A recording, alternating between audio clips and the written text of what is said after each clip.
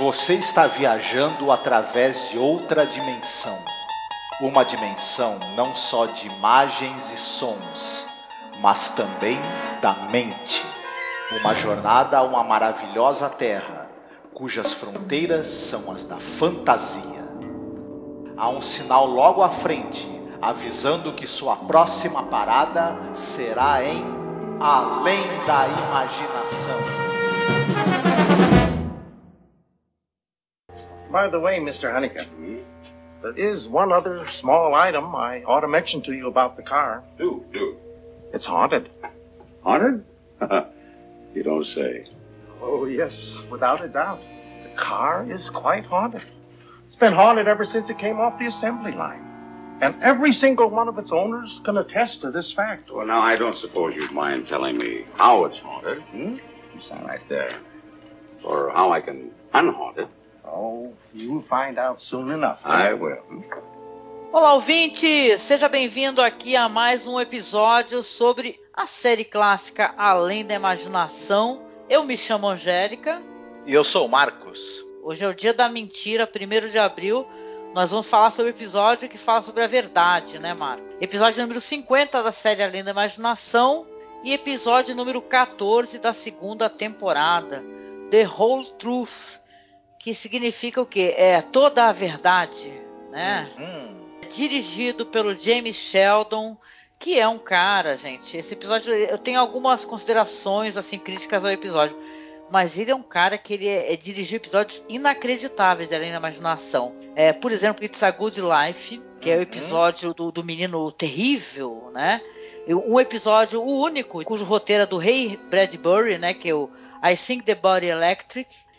Pois é, esse cara é foda, né, Marcos? Esse diretor, né? De um episódio filmado em vídeo, cara. Um episódio com muitos problemas também, gente. A gente pegou logo em seguida 2 episódios que a gente tem algumas críticas, né? Bom, eu tenho, não sei você.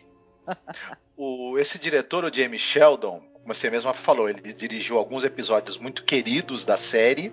Ele fez muito sucesso nos anos 50, final dos anos 50, com uma série da TV americana chamada The Millionaire, que era uma série comédia em que um cara que ganhou multimilionário, ele dava $1 milhão para as pessoas e para saber o que elas iam fazer com aquilo. E os episódios acompanhavam o que aquela pessoa vai fazer com aquele dinheiro que ela ganhou sem aviso, né?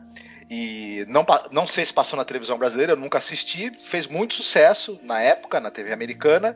E ele também era um cara basicamente diretor de TV. Dirigiu episódios de muitas e muitas séries de sucesso. Dirigiu episódios da série Route 66, ou a Rota 66, que essa sim eu sei que passou no Brasil. E quem tem idade para ter visto gostava muito, era um grande sucesso. Enfim, é um cara muito habilidoso, excelente diretor. Pena que ele foi agraciado, só que não, em dirigir um dos episódios que foi gravado em videotape e que afeta demais, infelizmente, a qualidade da fotografia e, né, da produção em si. É uma pena. Eu também acho, viu? Um episódio que, muita gente coloca como um dos piores episódios da temporada, hein? Mas aí é aquele negócio, né, gente? Vocês assistam aí para ter as suas considerações. É um episódio de comédia, bem humorado, né? Mas eu acho que ele falha miseravelmente em apresentar. Ele quer dar uma lição de moral, tá, no espectador, mas ele falha miseravelmente, inclusive nisso, tá? Inspirou aquele filme do Jim Carrey, né, o Mentiroso, por exemplo, porque a gente vai falar sobre o plot, mas tem esse filme aí do cara que não é um advogado, né, e ele não consegue de jeito nenhum mais mentir, né, que é um filme de 97, que ele tá... eu gosto de Jim Carrey, tá, gente? Só considerando aqui, gosto dele, é uma pessoa que me emociona muito, inclusive agora nessa fase da vida dele, mas ele tem uns filmes que ele tá extremamente careteiro, e esse é um dos, né, o Mentiroso, né, a caracterice dele tá com tudo e não tá prosa, né. Ele tava nessa época, ele tava imparável, né, no overact e nas caretas. Não, e eu gosto disso nele, aquele eu mesmo e Irene, eu acho hilário, dou risada alta. Eu até acho que o Mentiroso também é uma espécie de filme de um domingo à tarde, a família assistir e cascar o bico, entendeu? Tem as cenas maravilhosas, aquela cena que ele tá no elevador, por exemplo, e ele tá saindo do elevador e fala: e faz grita assim, fui eu, né? Dando a entender que ele soltou um pum lá, porque tá todo mundo tampando o nariz. Então tem umas cenas engraçadas, né? Alguém peidei, não sei quem fui, né? Nós estamos escatológicos aqui, né? Mas assim, é um episódio divertido. A intenção dele é ser divertido e passar uma lição de moral, né? Porém, eu acho que ele falha nisso, apesar de ter, por exemplo, Jack Carson, que ele é um ator inacreditável, né? Que é o protagonista dessa história, né? Que é o cara que não vai conseguir mais mentir. Um cara que, por exemplo, participou de filme com a Joan Crawford, sabe? Hitchcock Presents, era um comediante famoso. Ele fez uma série de filmes de comédia com o comediante Dennis Morgan. Esses filmes foram muito sucesso ali nos final dos anos 40, anos 50. Ele fazia um time que lembrava um pouco o time ali do Jerry Lewis com o Jim Martin, essa coisa da dupla de comediantes que faziam vários filmes onde eles faziam personagens muito próximos, assim.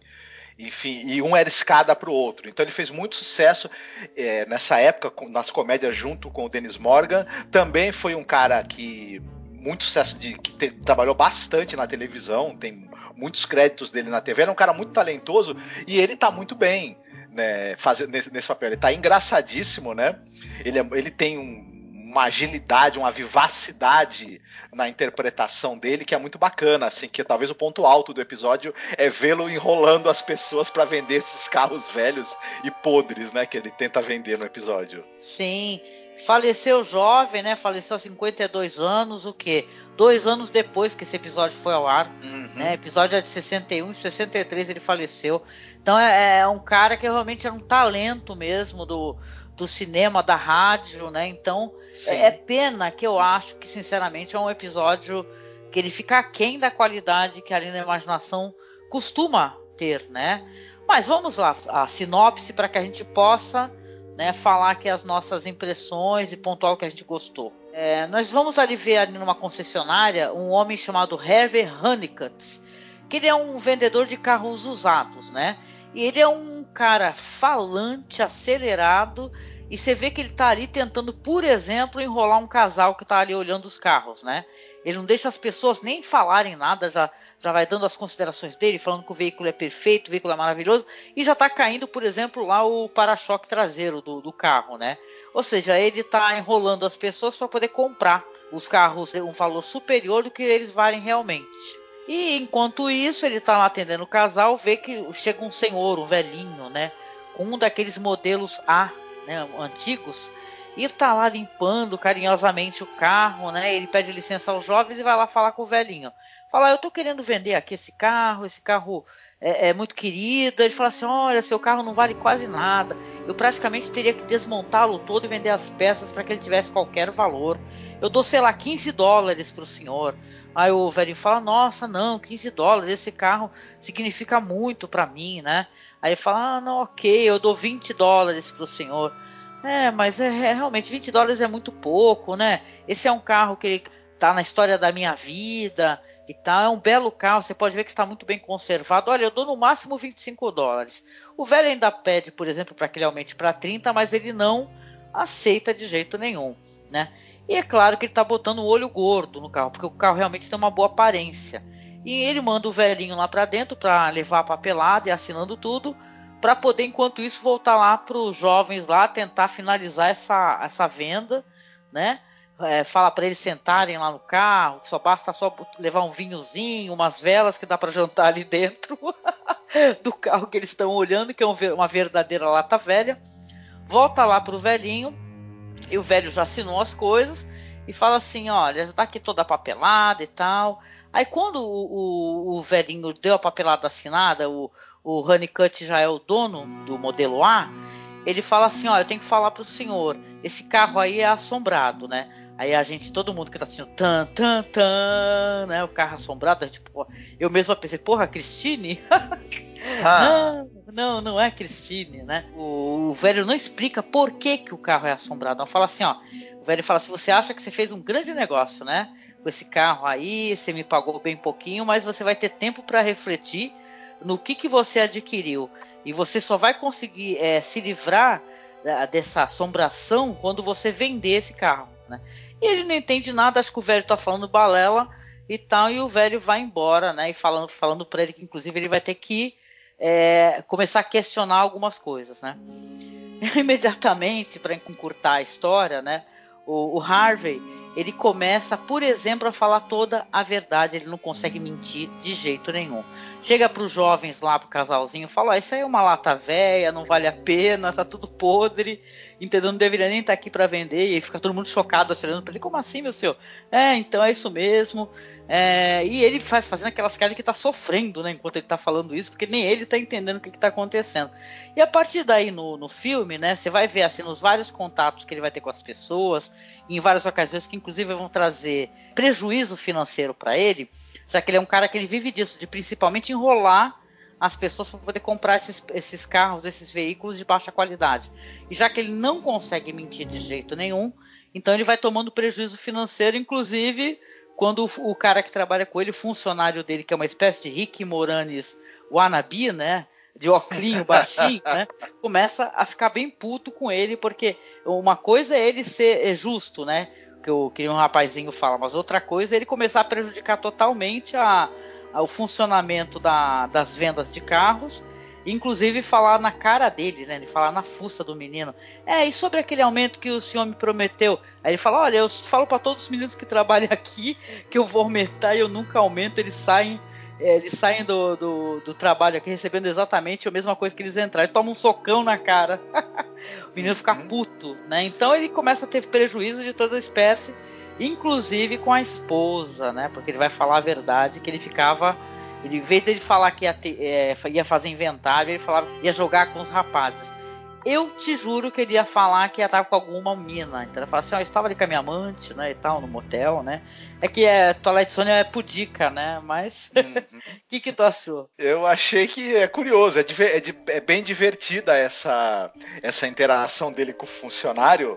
Tem o soco que o funcionário dá nele, que é um soco, não é a melhor coreografia de soco que a gente vai ver na vida, né, pra dizer a verdade, mas é divertido. Esse cara que faz o funcionário, que é o Art Johnson, uma curiosidade sobre ele trabalhou muito com dublagem de desenhos. Ele trabalhou na dublagem de Animaniacs, do Zé Colmeia, os Smurfs, os Flintstones, fazendo personagens secundários. Scooby-Doo. Ele tem uma vozinha engraçada, né? Mesmo, esse personagem.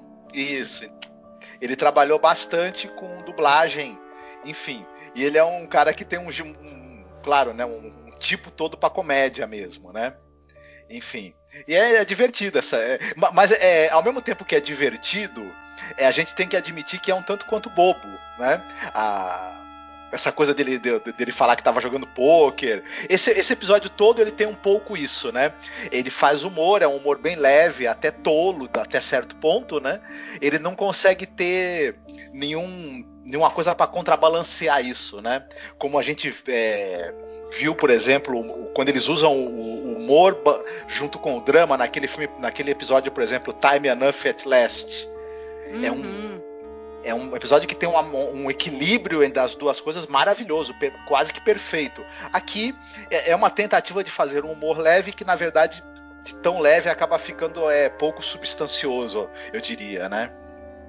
Não, e é um episódio estranho, né? Eu já vou até me aproximar do final do episódio para explicar o meu ponto, que é assim, essa época é o quê? Guerra Fria, né?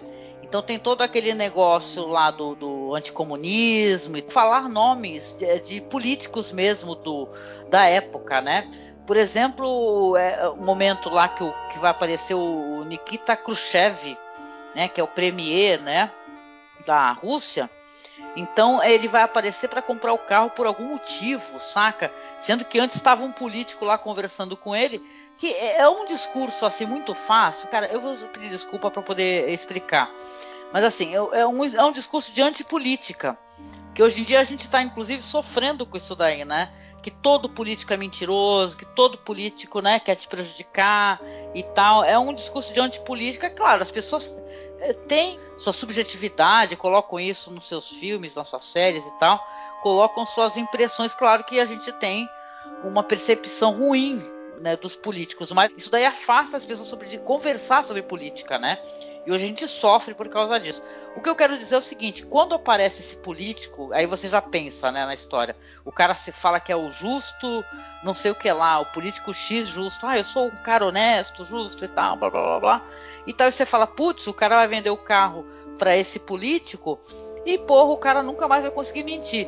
E ele fala isso, né? Ele pega e fala assim, eu não posso ficar, imagina, eu nunca mais vou conseguir fazer um discurso e tal. Então tem coisas esquisitas nesse episódio que, claro, gente, são retratos lá dessa época. Eu tô vendo aqui o roteiro é do próprio Rod Serling, né? Então tem esse lance estranho, né? Porque caso vocês não saibam, assim, para quem não assistiu ainda, que espero que vocês assistam, né? Independente da nossa percepção, das nossas opiniões aqui, tem um momento que vai se falar do Jack Kennedy, né, do político, e o episódio ele foi ao ar na mesma tarde que o Jack Kennedy foi empossado como presidente dos Estados Unidos. Então é meio esquisito, sabe? O episódio, claro que as pessoas não sabiam, bota essa linha, e até porque o episódio não era ao vivo. Apesar dele ter essa gravação feita em vídeo, que dava aquela impressão de coisa ao vivo, gravada na hora, como Playhouse 90, ele é um episódio que já tinha sido gravado antes, já tinha sido produzido antes. Então chega a ser esquisito, né? Mas é uma espécie o episódio soa para mim como uma espécie de ferramenta de propaganda, sabe, política, né, de alguma maneira. Quer dizer que Khrushchev, assim, a gente estava até conversando o que o Nikita Khrushchev fez, né, e tal, né, chega a ser só engraçado, como se ele estivesse falando toda a verdade a partir dali, porque é o cara que vai comprar o carro.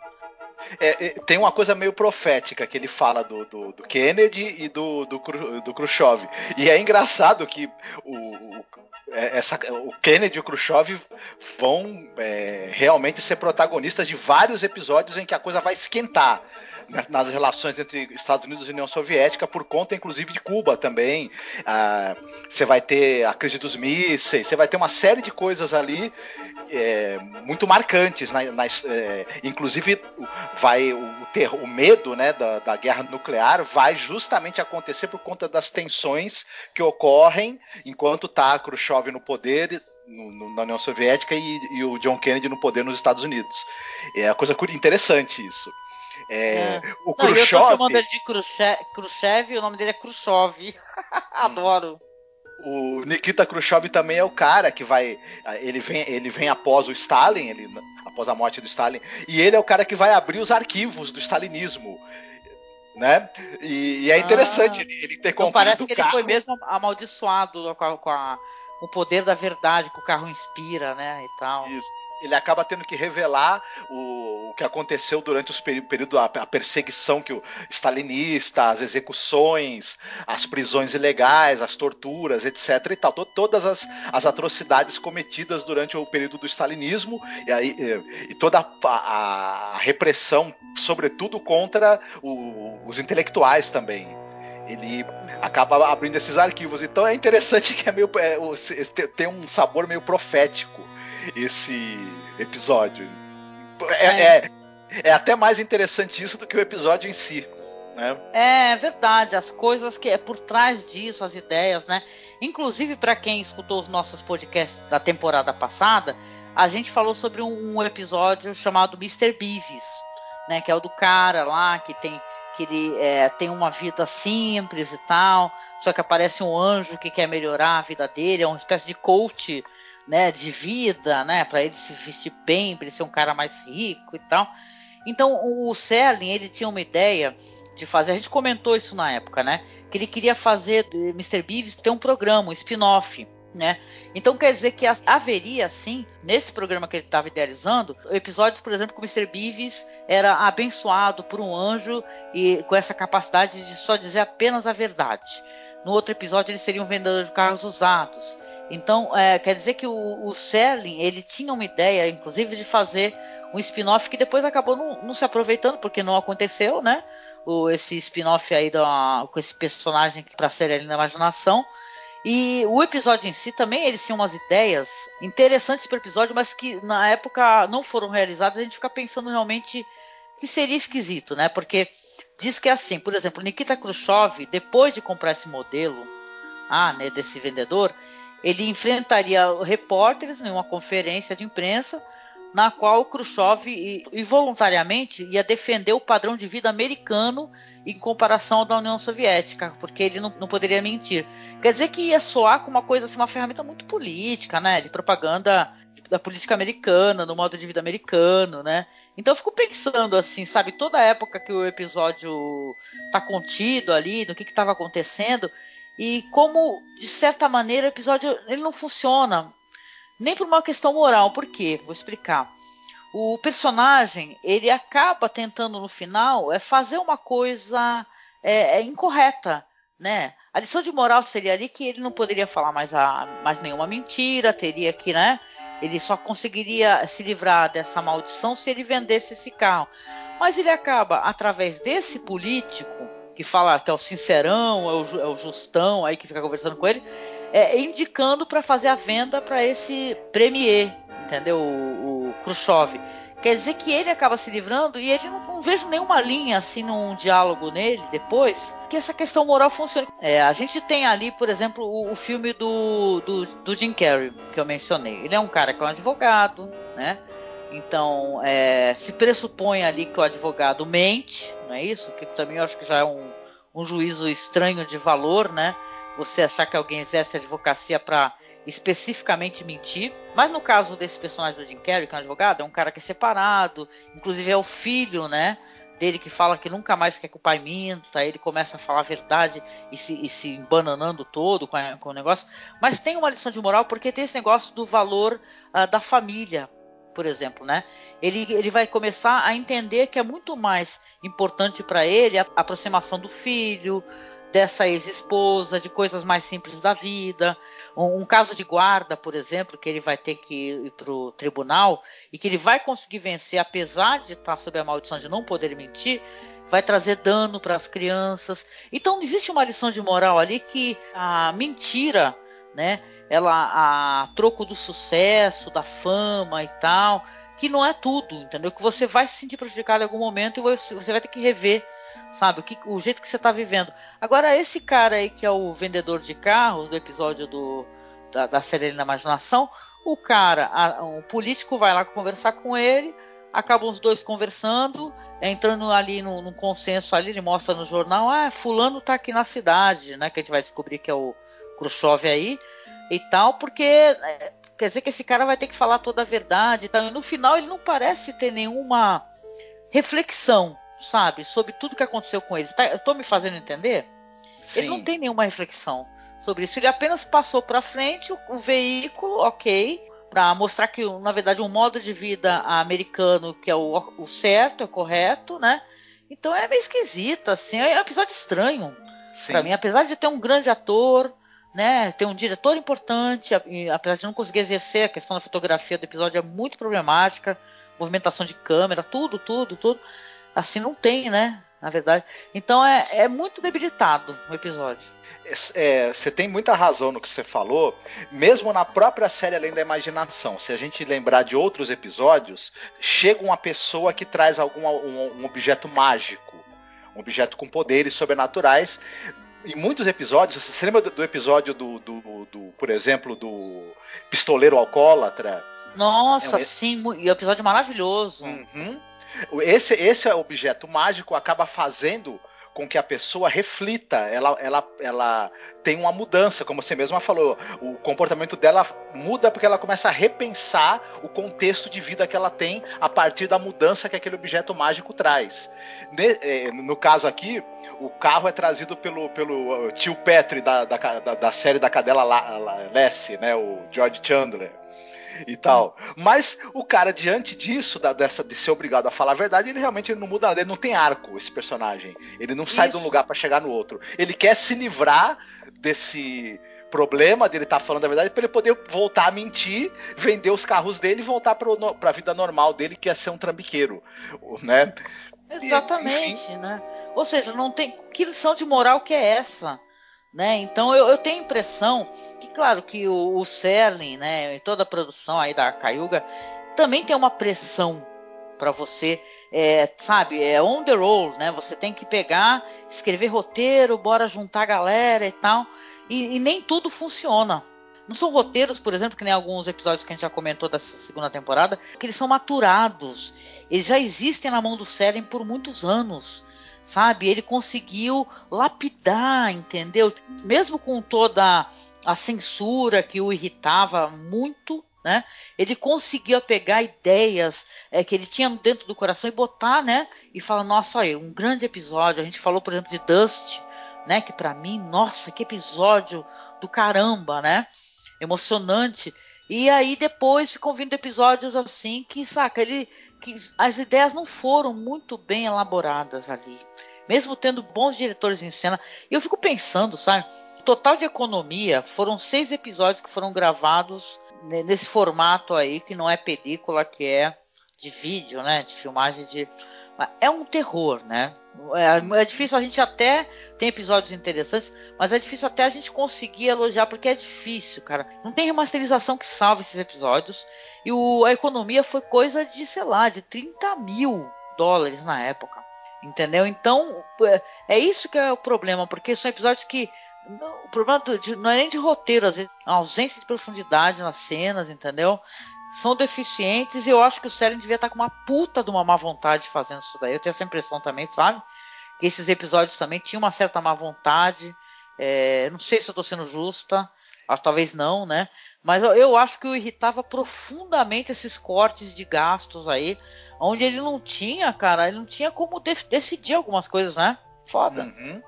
Ele realmente externou várias vezes o descontentamento dele com esses episódios, com o resultado deles, episódios filmados, feitos em videotape. Mas se serve de consolo para os nossos ouvintes, não desanimem, porque essa segunda temporada tem alguns episódios fracos, mas a coisa já vai começar a esquentar de novo e vão vir alguns excelentes episódios aí para frente. Essa segunda temporada, apesar de ter... Ela talvez uma temporada com muitos altos e baixos, mas ela tem alguns dos melhores episódios da série, inclusive no hall de episódios dela, né? Chegaremos a eles, né? Sim. Interessante também aqui comentar, a gente não falou sobre isso, o episódio, claro, muitos episódios foram adaptados ali para programas de rádio, né? Dramas de rádio, né? E nesse drama de rádio aí, em vez de ser o Khrushchev aí e tal, da União Soviética, né? É um emir do Oriente Médio. Ou seja, dá pra ficar mudando, né? O país da pessoa que aparece pra comprar o carro, né? Então sei lá, cara, é um episódio divertido, gente. O tom dele é muito leve, mas só pra mim um tanto quanto irritante quando você pega assim uma produção que você sabe que o Serling não gostou, entendeu? Tem várias, até coisas que a gente elogiou muito aqui. O Serling não gostou porque ele não gostou do jeito como foi filmado, não gostou do resultado. Então, para ele era muito frustrante e acaba sendo pra gente também frustrante, né? A gente acompanhar, sabendo que o cara não estava muito satisfeito, né, com o que estava acontecendo, né? Então, uma das últimas diálogos do filme é isso, né? É o personagem ligando, né, para poder falar com o Kennedy e tal. Então isso é muito esquisito e deve ser estranhíssimo na época, né? Quando o pessoal foi assistir à noite na televisão, de tarde o Kennedy estava sendo empossado, né? Que porra era essa, né? Interessante. Pois é. Então vamos lá às nossas recomendações de filmes. Eu vou ser bastante óbvio, infelizmente, não vou ter muito como fugir. E eu vou indicar um filme que ele é baseado num livro. O livro é do Ian McEwan, que chama Reparação, Atonement. E esse filme é sobre os reflexos terríveis que podem advir de uma mentira. E é o filme Desejo Reparação, dirigido pelo Joe Wright, que é com a Keira Knightley e o James McAvoy. É um filme de 2007, belíssimo. Tem uma participação também da Saoirse Ronan e da Vanessa Redgrave, participações importantes das duas. Sensacional esse filme. Então, não vou contar muita coisa, muita gente já viu, né? Chega a ser meio, né, chover no molhado para quem já assistiu, mas quem ainda não teve a oportunidade de ver, assista. Ele tem entre outras coisas, ele tem um impressionante plano sequência em um determinado momento, que é de cair o queixo. Enfim, vale muito a pena. É lindo, eu gosto bastante. Eu lembro que na revisão, nas várias revisões que eu fiz, eu continuo odiando o personagem da Saoirse Ronan e tal, que ela aparece depois, pedindo perdão por tudo que ela fez, sabe? Eu falo, caralho, morra.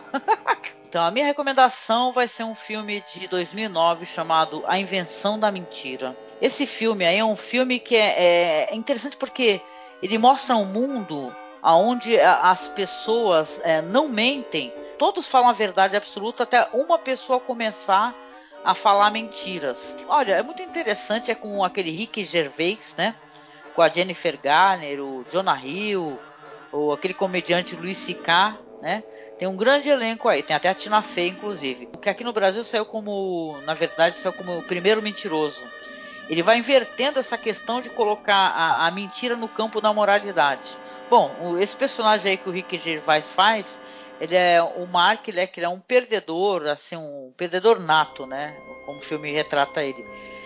Que trabalha como roteirista para o cinema. Detalhe, não existe ficção no mundo onde não se pode mentir, ou seja, os filmes são basicamente textos sobre fatos históricos reais, sabe?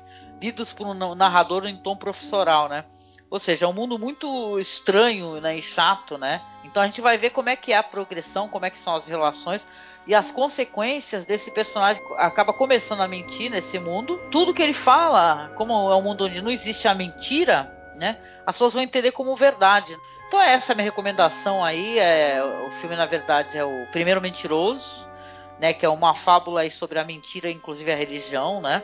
Leia o texto lá do um cara que escreve bem pra caramba, né, que é lá do Cine Gnose, Cinema Secreto Cine Gnose, que você vai ver um texto muito legal dele sobre o filme, né?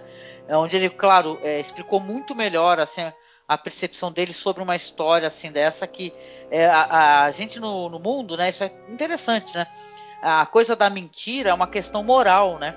Pra gente, né? Honestidade e tal, são valores, né? Você falar a verdade. Mas esse filme, você mentir não é uma questão de moralidade ou de imoralidade. O filme leva isso como uma questão amoral. Não existe moral nenhuma em torno disso. Então, é interessante como eles constroem essa história, viu? Vale a pena. E a gente, como vocês sabem, né? A gente está escolhendo aqui musiquinha no final do podcast, que toca lá no nosso MP3 do site.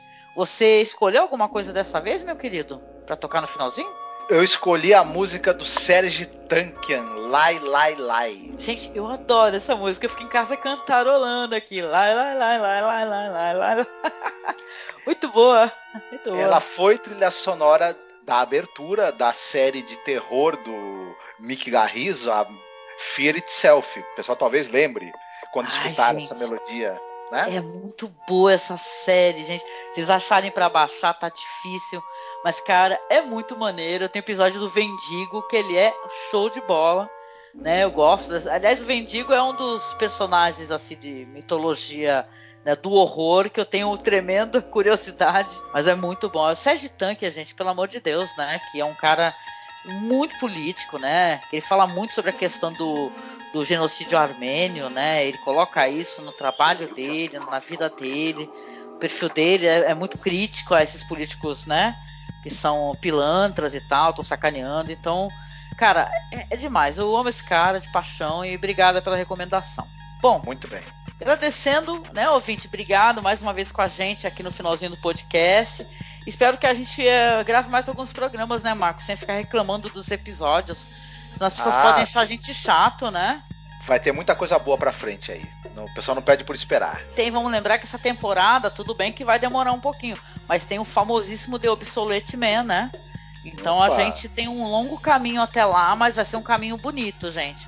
Paciência que a gente vai começar a elogiar mais os episódios, tá? É que foram 2 episódios seguidos assim que a gente teve um pouco de crítica, né? Em relação aos roteiros, mas hashtag I love Rod Serling, não tem essa não, a gente gosta dele, mesmo com episódios mais mornos como esse, tá? E é isso, a gente deixa aqui então aquele abraço gostoso, lembrando para vocês acessarem lá a nossa página no Facebook, que é @masmorracine, o nosso grupo, que é Fãs de Além da Imaginação. Entra no nosso grupo, gente, vamos lá, vem lá, é até mais fácil de falar comigo, inclusive, né? Que às vezes as pessoas ficam mandando mensagem aqui pelo YouTube e eu demoro um pouquinho pra ler, sabe? Porque eu tenho que entrar no meu perfil do YouTube, às vezes só faço isso fazendo upload de vídeo, né? Demora um pouco pra fazer isso, mas no grupo é mais fácil de eu responder, do Marcos responder, do pessoal do grupo responder caso tenha alguma dúvida. Por exemplo, como estavam me perguntando sobre como conhecer os nossos podcasts, né? A gente perguntou como é que a gente faz para escutar todos os podcasts.